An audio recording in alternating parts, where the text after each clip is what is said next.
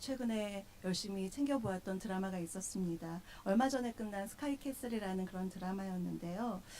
그 마지막 회가 너무 실망스러워서 너무 결말이 뻔하고 좀 싱겁게 끝나서 실망감을 안겨주긴 했어도 그 드라마가 준 사회적인 파장은 참 많은 부분에 있어서 자녀 교육에 대한 생각을 다시 하게 해주었습니다. 부모라면 당연히 자식이 다 귀하고 너무 예쁩니다. 그래서 우리 대한민국 부모님들의 이 교육열은 정말 대단들 하죠. 이러한 자녀 교육이라는 공통된 관심사가 이 드라마의 인기를 끈 요인이 되었고, 평소에 텔레비전 잘 보지 않던 분들까지도 텔레비전 앞으로 그렇게 당겨주었습니다. 이 드라마 속 부모들은요, 자기식의 사랑으로 자녀가 최고가 되도록 공부를 시키고 또 성공을 강요하기도 합니다. 심지어는 너무나 욕심이 강한 나머지 불의를 저지른 어떤 부도덕한 일도 저지를까 말까 이렇게 고민하는 모습을 보여주기도 합니다. 그런데 이는 비단 드라마만의 이야기가 아니라 현실에서도 일어나는 일이기 때문에 더욱더 우리에게 몰입감과 또한 공감을 불러일으켜주지 않았나 그렇게 생각이 됩니다. 저도 자녀가 있습니다. 아들이 있고 딸이 있고 또 저를 엄마로 생각하는 개도 있고 반려견도 있고, 그래서 암묵적으로는 자녀가 셋이다 이렇게 생각하고 삽니다. 저도 자녀가 너무나 예쁩니다. 소중합니다. 자녀들이 다 잘 되길 바라죠. 그러니까 자녀를 사랑하는 마음을 그렇게 표현하죠. 눈에 넣어도 안 아프다고. 눈에 작은 티끌이 들어가고 속눈썹만 들어가도 따끔따끔 아픈데요. 그 큰 자녀가 눈에 넣어도 안 아플 정도면 우리가 얼마나 자녀들을 예뻐하는가, 그러한 어떤 표현을 생각해 볼 수가 있습니다. 저뿐만 아니라 여기에 계신 모든 분들도 본인의 자녀가 그렇게 소중하실 것이고, 또 자녀의 자녀, 손주, 또 손자, 손녀들 얼마나 예쁜지 집에 이렇게 사진 막 찍으셔서 붙여놓으신 분도 계시고 맨날 보면서 좋아하시고, 유치부나 저는 이제 유년부를 담당하고 있는데요.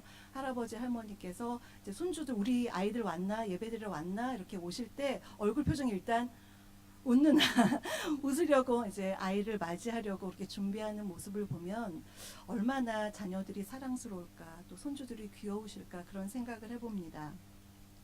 이 모습이 다 우리가 자녀를 사랑하는 솔직한 심정입니다. 그런데 오늘 우리가 함께 읽은 이 성경 속으로 들어가 보면요, 그렇게 소중히 여기는 자녀들 때문에 좋아하는 것이 아니라 정말 피눈물을 흘리는 한 인물을 만나볼 수가 있습니다. 그는 바로 야곱입니다. 야곱은 그의 아버지 이삭이나 할아버지 그 아브라함에 비해서는요, 굉장히 인생이 파란만장했습니다.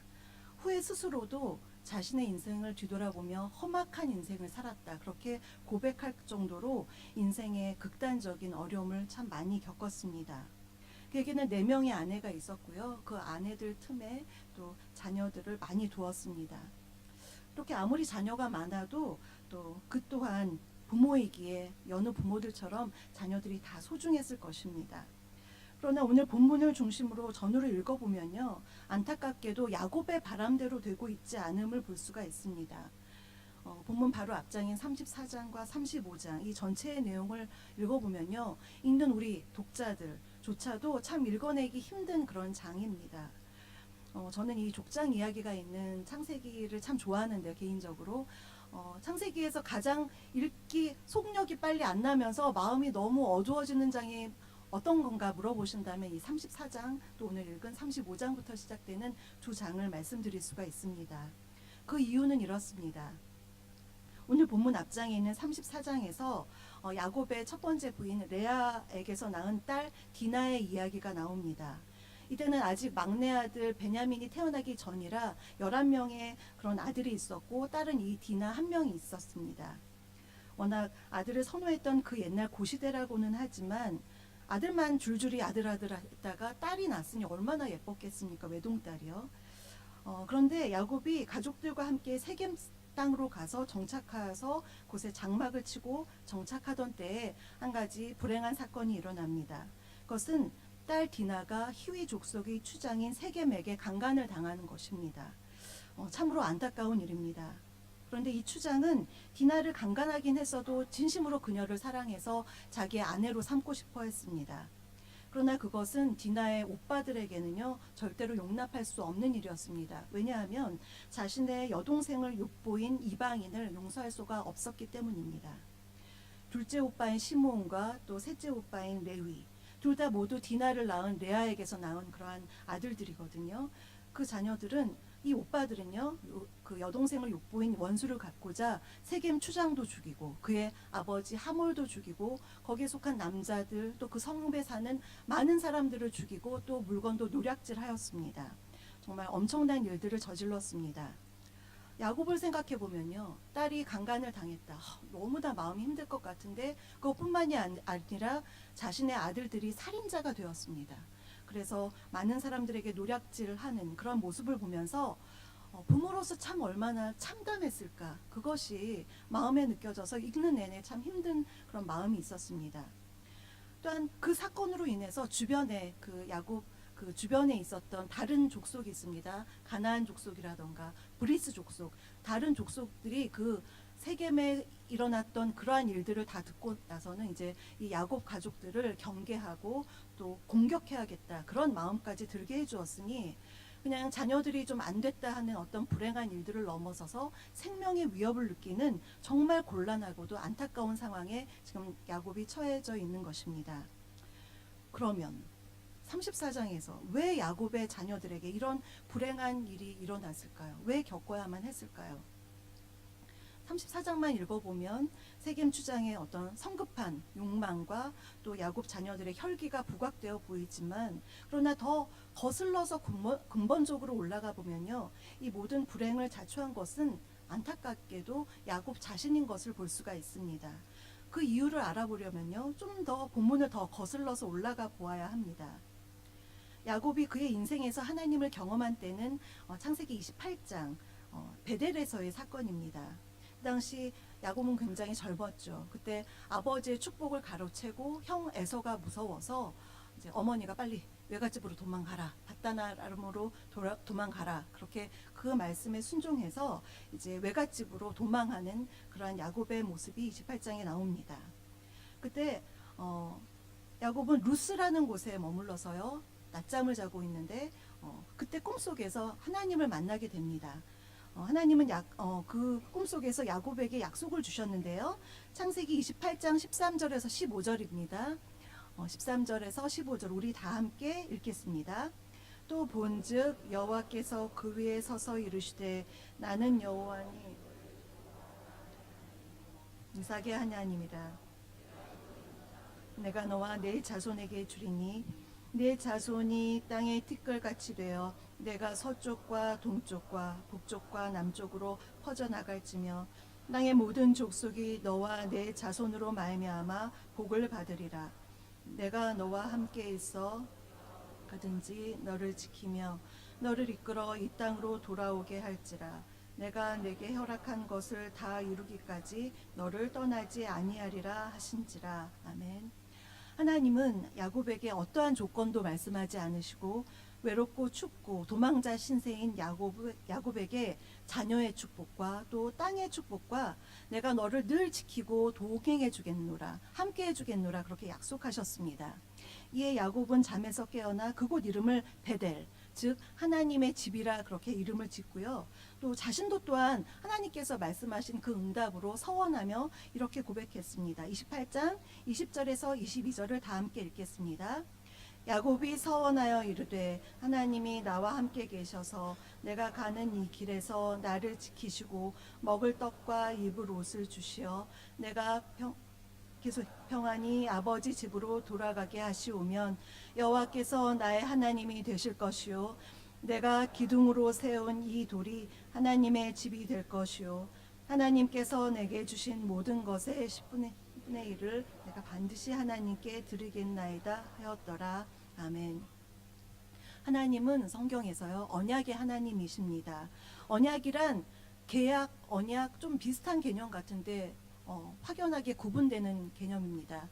계약은요 A와 B 사이에 무엇을 주고받는 그런 교환의 관계입니다. 즉 물물 교환이 계약입니다. 그러나 언약은 다릅니다.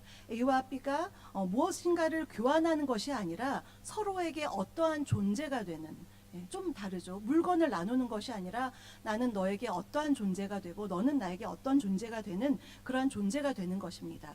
그 둘의 관계는 아주 특별해서 제3자에게는 좀 배타적으로 느껴질 정도의 그런 관계가 되는 것입니다. 이 언약을 가장 잘 설명해주는 인간사회 제도가 바로 결혼입니다. 나는 너에게 남편이 되고 너는 나에게 아내가 되고 제3자가 이 둘 사이를 낄 수가 없죠. 그것이 바로 언약 관계, 우리가 하나님과 우리 인간의 관계가 이 결혼 관계로 우리가 이해하면 참 쉬운데요. 그래서 결혼을 언약으로 이해하면요, 아무리 결혼 생활하면서 힘들더라도 그래, 그래도 남편인데, 그래도 아내인데, 그러면서 그래도 서로에게 소중한 존재라 생각이 되어서 참고 넘어가고 극복할 수 있지만, 만약에 결혼을 언약이 아니라 계약으로 우리가 기브 앤 테이크로 생각한다면 어려움이 닥치면 그냥 깨어지기 쉬운 것이 또한 결혼입니다. 어쨌든 이러한 하나님은 우리의 언약의 하나님이 되셔서 구약의 말씀으로 우리에게 언약하셨고 또 신약의 말씀으로 언약하셨습니다. 방금 살펴본 28장을 보시면 하나님과 야곱 사이의 관계는 언약 관계임을 보여주고 있습니다. 그 언약이 있은 후에 창세기 28장 이후를 쭉 읽어보시면요, 하나님은 베델에서 약속하여 주신 대로 정말로 신실하게 야곱을 지켜주시고 늘 함께해 주시는 것을 볼 수가 있습니다. 또한 그에게 약속하신 대로 많은 자녀도 줬고요, 또 덤으로 재물도 참 많이 주셨습니다. 그리고 야곱을 늘 지켜주셨습니다. 이제 야곱이 베델을 떠난 지 오랜 시간이 흘러서 하나님은 창세기 31장, 28장에서 29, 30, 31장 저 뒤에서요, 외삼촌 라반과 재산 갈등을 겪는 야곱에게 이렇게 말씀하셨습니다. 31장 13절을 우리 다 같이 읽겠습니다. 나는 베델의 하나님이라. 내가 거기서 기둥에 이름을 붓고 거기서 내게 서원하였으니 지금 일어나 이곳을 하셨느니라. 아멘. 31장에서요, 그동안 침묵하던 하나님이 나는 베델의 하나님이다. 28장에서 그 하나님 넌 기억하고 있니? 하고 나타나시는 것을 우리가 볼 수가 있습니다. 하나님은 야곱에게 그 옛날 베델에서 하나님과 맺은 언약을 기억하여 이제 그곳으로 돌아가라. 너 이제 결혼도 하고 재물도 얻었으니까 이제 돌아가라. 그렇게 말씀하셨습니다. 그럼 여기서 퀴즈가 있습니다. 야곱이 바로 베델로 갔을까요? 아니었습니다. 31장에서 외삼촌과 결별할 이후에도 곧바로 베델로 가지 않았습니다. 32장 뒷장 넘어가서요, 형 에서와 만나는 그러한 장면이 있죠. 너무나 두려움에 떨었던 그 두려운 존재였던 형 에서를 만나고 헤어진 상황에서도 그는 베델로 돌아가지 않았습니다. 오히려 엉뚱하게 형하고 약속을 합니다. 에서가 이제 야곱과 잘 풀어진 이후에 나랑 같이 살자, 나 있는 곳으로 가자 했을 때 못 가요, 베델로 가야 돼요 라고 얘기하지 않고요, 알겠습니다 라고 형에게 약속을 합니다. 그러면서 가긴 갈 텐데 뭐라고 애둘러서 변명을 하냐면, 우리 아이들이 너무나 어리고 약하니까 천천히 뒤따라 가겠습니다. 형님 먼저 가십시오. 그래서 그것을 철석같이 믿고 에서는 자기가 사는 세일로 돌아가고 맙니다. 야곱은요, 형과의 약속을 지키지 않고요, 33장 17절을 보니까 숫곳이라는 곳에 이르러서요, 거기서 아예 장막을 짓고 삽니다. 또 가축도 제대로 키우려고 우리간이라는 그런 가축의 그 숙소도 지었다고 했습니다. 33장 17절은 한 구절이지만 이 한 구절에서 그래도 어느 정도의 기간 동안 머물렀다고 볼 수 있는 것이요, 이 당시에는 이제 숫곳에 머물렀을 때는 자녀들이 어렸을 때인데 18절부터 33장 18절부터 진행되는 세겜에서의 그런 정착 상황은 아이들이 큰 상황이거든요. 장성한 아이들의 이야기가 펼쳐지기 때문에 아무래도 이 숫곳에서 어느 정도 그렇게 생활했다고 볼 수가 있습니다. 어쨌든 야곱은요, 이 숫곳에서 살다가 어느 정도의 세월이 흐른 후에 세겜에 이르러서요, 거기서는 아예 밭을 샀어요. 밭을 산다는 건 어떤 의미일까요? 거기서 어느 정도 뿌려서 뭘 먹고 살겠다, 좀 정착하겠다는 의미죠. 밭도 사고 또 장막도 짓고 또 다시 정착을 합니다. 여전히 베델로 돌아가지 않았습니다. 그러다가 딸 디나의 이 사건이 벌어진 것입니다. 고난이 자기 자신의 신앙적인 성숙을 위한 시련인 경우도 있지만요. 그러나 지금 야곱이 겪는 고난은 하나님의 말씀에 순종하지 않고 자꾸 자기 마음대로, 자기 하고 싶은 대로 하다가 겪는 시험이었습니다. 그러다가 자신의 소중한 자녀들에게 이러한 불행한 일들이 벌어지는 환난을 당한 것입니다. 그러다 오늘 드디어 이 본문 35장 1절에서 하나님의 말씀을 받습니다. 다 함께 35장 1절을 다 같이 읽겠습니다. 하나님이 야곱에게 이르시되 일어나 베델로 올라가서 거기 거주하며 내가 내 형 에서의 낯을 피하여 도망하던 때에 내게 나타났던 하나님께 거기서 재난을 쌓으라 하신지라. 하나님은 환난 가운데 있는 야곱에게 그 옛날 언약을 맺으셨던 곳, 그 장소가 베델이죠. 베델로 올라가라. 그렇게 1절에서 말씀하셨습니다. 베델로 올라가라고 했는데요. 좀 지리적으로 보면요, 지도상으로 보면 세겜이 이쪽에 있고 아래쪽에 베델이 있으면 베델로 내려가라 해야 될 것 같은데 왜 올라가라고 했을까? 한 두 가지 정도로 생각해 볼 수가 있는데요. 그 위치상의 높이가 있습니다. 해발 몇 미터 이런 게 있죠. 세겜보다 베델이 한 해발 300미터 정도 더 높습니다. 그래서 가서 베델로 올라가라. 그렇게 우리가 해석을 할 수도 있지만 또 한 가지는요. 올라가다에 해당하는 히브리어 알라라는 동사가 어디서 어디로 올라가는 것도 있지만 영적인 더 큰 의미가 있습니다. 하나님께 대한 순례, 하나님이 계시는 거룩한 곳에 가는 것을 이 알라라는 동사를 이용해서 많이 이야기합니다. 그래서 시편에 보면요, 성전에 올라가는 노래가 있죠. 거기서도 이 동사의 명사형이 쓰였고요. 또 시편에는 예루살렘으로 올라가라 이런 표현들이 있습니다. 이것은 위치상인 것도 있지만 하나님이 계신 거룩한 곳에 순례의 길로 하나님께 나아가라 그런 의미가 있습니다. 그래서 1절에서 하나님께서 베델로 올라가라 이렇게 이야기하신 것입니다. 그리고는 거기에 가서 뭘 하느냐? 제단을 쌓아라고 말씀하셨습니다. 이건 곧 나에게 예배하라, 하나님께 예배하라 라는 뜻입니다. 그동안 그래도 이 앞장에 보시면 야곱이 그동안에는 한 번도 제단을 안 쌓은 거는 아니었습니다. 쌓은 적이 있었습니다. 33장 20절을 보시면요, 세겜에서 밭을 사고 거기서 제단을 쌓았습니다. 거기 제단을 쌓아서 엘로헤 이스라엘이라고 아주 그 제단의 이름까지 지었는데요. 이렇게 예배를 안 드리고 산 것이 아니었는데 하나님께서 정작 원하시는 것은 베델로 올라가서 나와 언약을 맺은 그곳에서 나를 기억하며 나와 맺은 언약 그 안에서 네가 예배를 드려라 이렇게 다시 말씀을 하신 것입니다. 그 1절에 하나님의 말씀을 듣고 이제 야곱은요 베델에 가기로 결정을 내리고요, 온 가족들에게 다음과 같이 2절에서 이야기했습니다. 우리 다 같이 2절을 함께 읽겠습니다. 야곱이 이에 자기 집안 사람과 자기와 함께한 모든 자들에게 이르되 너희 중에 있는 이방 신상들을 버리고 자신을 정결하게 하고 너희들의 의복을 바꾸어 입으라. 아멘. 야곱은 베델로 가기 전에 먼저 온 가족들을 성결하게 준비시켰습니다. 첫째로는요, 가족들이 가지고 있던 이방 신상들을 다 버릴 것을 명했습니다. 창세기 31장 19절을 보면 라헬이 자기 아버지 라반의 집에서 나오면서 드라빔이라는 그런 우상을 가지고 나오는 것을 볼 수가 있습니다.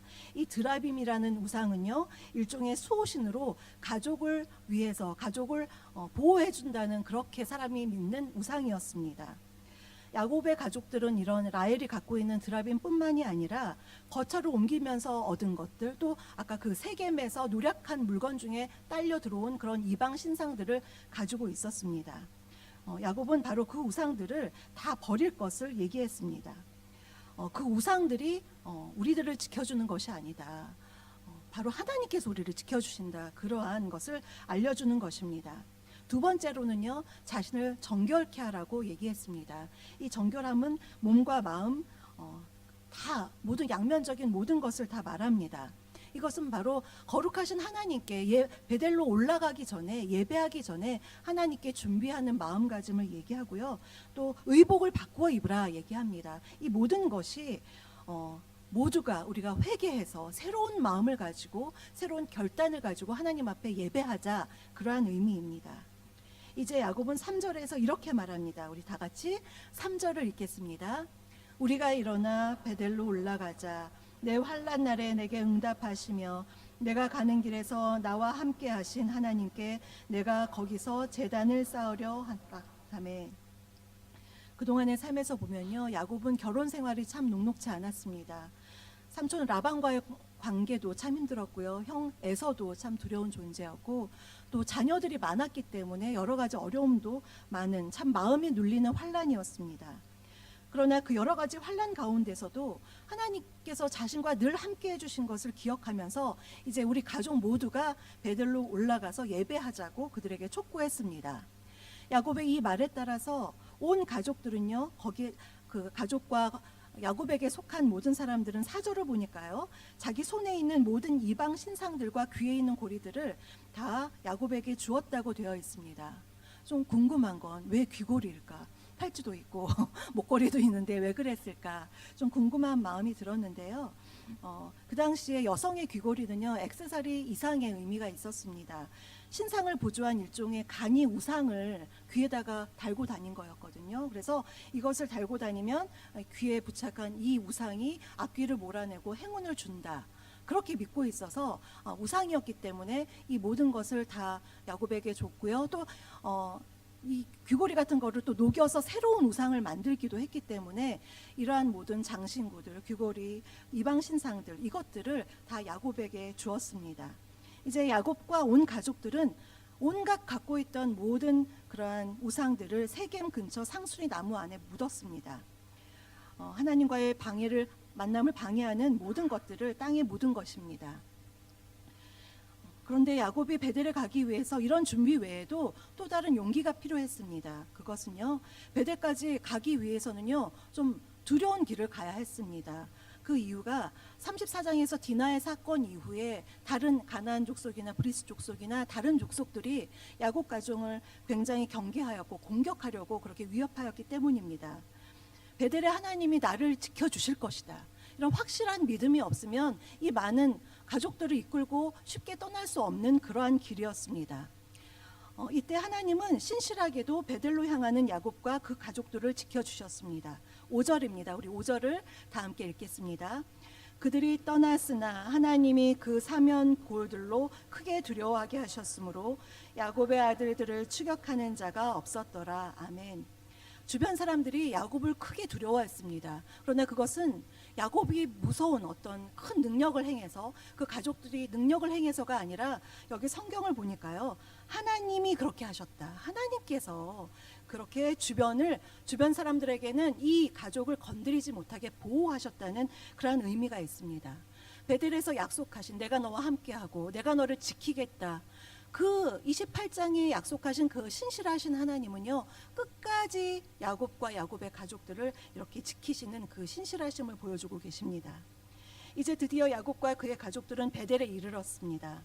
야곱은 그 옛날 베델에서 떠났을 때는 혼자 떠나는데 이제 많은 가족들과 함께 이곳에 왔습니다. 6절과 7절을 우리 다 함께 읽겠습니다. 야곱과 그에 함께한 모든 사람이 가나안 땅, 그가 거기서 제단을 쌓고 그곳을 엘 베델이라 불렀으니 이는 그의 형의 낯을 피할 때에 하나님이 거기서 그에게 나타나. 아멘. 히브리어로 엘은 하나님을 뜻하는데요, 엘 베델, 베델은 하나님의 집이니까 엘 베델은요, 하나님 집의 하나님, 이것을 의역하면 하나님 집에 계시는 하나님, 베델 자체가 하나님이 계시는 곳이라는 그러한 의미입니다.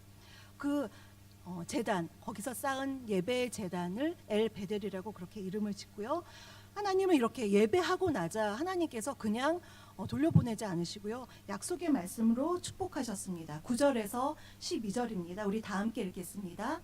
야곱이 밧단 아람에서 돌아오매 하나님이 다시 야곱에게 나타나사 그에게 복을 주시고 하나님이 그에게 이르시되 내 이름이 야곱이지만은 내 이름을 다시는 야곱이라 부르지 않겠고 이스라엘이 내 이름이 되리라 하시고 그가 그의 이름을 이스라엘이라 부르시고 하나님이 그에게 이르시되 나는 전능한 하나님이라 생육하며 번성하라 한 백성과 백성들의 총회가 내게서 나오고 왕들이 내 허리에서 나오리라 내가 아브라함과 이삭에게 준 땅을 내게 주고 내가 내 후손에게도 그 땅을 주리라 하시고. 아멘. 야곱이 하나님께 이러한 축복을 받을 줄 알았으면 정말 진작 왔을 텐데 왜 그렇게 숲곳에 살고 세겜에 온갖 어려움을 사서 고생 다 하고 이제 이렇게 왔는지 굉장히 후회할 것 같습니다. 뒤늦게라도 그래도 말씀에 순종해서 베델로 와서 제단을 쌓은 야곱에게 하나님은 몇 가지 축복을 주셨습니다. 첫 번째는요, 야곱의 이름을 이스라엘로 부르셨습니다. 이 이스라엘 이름은 이미 32장에서 천사와의 싸움 후에 씨름 후에 얻은 이름인데요. 하나님께서 다시 한 번 더 이 이름을 확인시켜 주셨습니다. 이스라엘은 야곱의 다른 이름이기도 하지만요. 이후에는 나라의 이름이 되죠. 그래서 이스라엘 나라 지금까지도 아주 크기는 작지만 세계적으로 영향력을 미치는 그러한 나라의 이름이 되고 있습니다. 두 번째로는요. 야곱에게서 난 자녀들을 통한 백성과 나라의 축복을 주셨습니다. 11절에서 보면요. 한 백성과 백성들의 총회와 왕들이 그의 허리에서 나올 것이라는 그런 축복이 있었습니다. 여기서 허리라는 것은요. 원기와 힘의 근원이자 은유적으로 후손을 잇는 그런 기능을 나타냅니다. 이는 야곱 후손에 대한 축복입니다. 또한 세 번째로는요. 땅에 대한 축복입니다. 아브라함과 이삭에게 약속한 그 땅을 내가 너에게 주겠다. 너희 후손에게 주겠다. 이거 쭉 읽어보면요. 정말 속된 말로 대박, 대박이라는 그런 감탄사가 나옵니다. 하나님이 원하신 순종의 예배를 드렸더니 야곱은 그야말로 엄청난 복을 받았습니다. 그런데 이렇게 축복을 받은 이후에 35장을 이렇게 쭉 읽다 보면요. 한 가지 의문에 빠집니다. 분명히 엘 베델에서 이렇게 많은 복을 주시겠다고 약속하셨는데요. 야곱에게 속한 아주 본인이 소중하게 생각하는 세 명의 죽음이 이 35장에 있습니다. 첫 번째로는요. 8절에서요. 어머니 리브가의 유모가 있습니다. 이름이 드보라인데요. 어머니의 유모가 죽음을 맞이합니다. 야곱은 그 옛날 28장에서 어머니와 헤어진 이후에는 그 이후로는 리브가를 한 번도 엄마를 만나지를 못합니다. 너무나 안타깝죠. 죽음도 보지 못해요. 그래서 리브가가 죽은 이후에 그 리브가의 유모, 그 유모가 이 야곱과 동행한 것으로 보여집니다. 그런데 그 유모가 죽었다는 것입니다. 드보라의 죽음은 어머니와 관련된 것과의 단절을 의미합니다. 두 번째로는요. 16절을 보시면요. 야곱이 가장 사랑했던 아내 라헬, 다른 세 명의 아내가 더 있었지만 라헬을 가장 사랑했는데요. 라헬이 불행하게도 아이를 낳다가 죽게 되는 것입니다. 참 기다리던 막내 아들이었을 텐데 너무나 안타깝습니다. 그 막내 아들 이름은 베냐민이 됐는데요. 라헬이 죽은 후에 그 시신은 베들레헴 길에서 장사되었습니다. 또 한 명이 있습니다. 29절 35장 끝에 보시면요. 이삭이 180세 아주 장수했죠. 180세로 죽음을 맞이합니다. 어머니의 유모, 또 아버지, 또 가장 사랑했던 아내 라헬, 이 세 명의 죽음을 보게 된 야곱. 그런데 거기에 또 22절을 보면요. 자신의 큰아들인 르우벤이 야곱의 첩 비라와 동침하는 사건이 일어납니다. 아버지 입장에서 보면 얼마나 괘씸하겠어요. 그래서 이런 세 명이 죽고 아들이 정말 불순한 일을 저지르는 그러한 일들을 보면 야곱이 복 받은 거 맞나? 이런 생각이 들 정도로 35장 그 내용 자체가 너무 읽는 이로 하여금 참 마음이 힘들게 그렇게 보여집니다. 그러나 하나님의 구원의 시선으로 35장을 보면 다른 차원이 보입니다. 어머니 유모와 아버지의 죽음이라는 부모와의 단절은 이제 야곱의 새 이름인 이스라엘과 그의 후손 23절부터 보면 자녀들의 이름이 열거되면서 그의 자녀들을 통한 하나님의 원대하시고 구체적인 구원의 계획 속에서 새로운 국면이 바뀝니다. 새로운 국면으로 맞이하게 됩니다.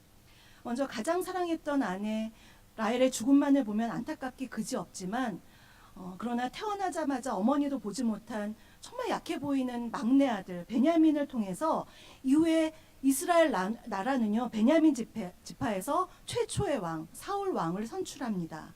그가 바로 우리가 잘 아는 사울 왕이고요. 또한 신약에서는 사도 바울 아시죠? 사도 바울이라는 복음 전파의 위대한 인물이 이 베냐민 이 막내 지파에서 나옵니다. 또한 장남 르우벤의 그 사건, 비라와의 동침으로 인해서 장남 첫째임에도 불구하고 장자권을 박탈당합니다. 그러면 둘째가 장자권을 갖느냐, 그게 아니라요, 11번째 아들 요셉이 장자권을 갖게 됐습니다. 역대상 5장 1절 한번 보시면요, 저 가로에 있는 것만 보시면 르우벤은 장자라도 그의 아버지의 침상을 더럽혔으므로 장자의 명분이 이스라엘의 아들 요셉의 자손에게로 돌아갔다. 예, 이러한 기록을 보면요, 이제 장남은 르우벤이 아니라 장자권은 요셉에게 있는 것을 볼 수가 있습니다. 그래서 35장을 지나서요, 37장부터 쭉 마지막까지 장까지 보시면 이 야곱의 장자인 요셉의 이야기가 중점적으로 많이 나오는 것을 볼 수 있습니다. 아시는 바와 같이 요셉은요, 애굽의 총리가 되어서 어려움에 빠진 야곱의 가족들을 구원할 뿐만 아니라 애굽이라는 어떤 이방 나라죠. 이스라엘이 아닌 이방 나라. 그 이방 나라가 기근을 당할 때 많은 사람들의 목숨을 구한 그런 역할을 참 잘 감당합니다. 정말 장자의 몫을 잘 톡톡히 감당하는 것을 볼 수가 있습니다. 또한 38장에는요, 야곱의 넷째 아들 유다의 이야기가 나오는데요. 유다의 저 아래 후손에서는 이제 예수님이 나오시죠. 그래서 38장에서 예수님의 족보에 어떠한 일이 일어났나 그렇게 기록이 되어 있는 것을 볼 수가 있습니다.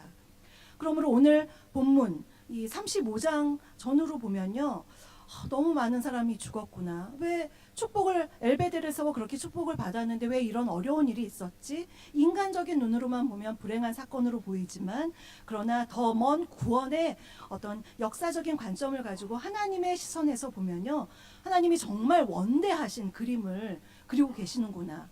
우리를 구원하시기 위해서 이렇게 야곱과 그의 자녀들을 통해서 일하시고 계시는구나를 보여줄 수가 있습니다. 사랑하는 성도 여러분, 야곱이 다시 베델로 올라가서 엘베델의 제단을 쌓았던 것은 야곱 가족의 내부적인 또한 외부적인 정화와 회개와 새로운 출발을 의미했습니다. 하나님께 순종하기로 결단한 한 사람 야곱을 통해서 정말 이런 엄청난 축복이 하나님께로부터 주어지는 것을 보았습니다.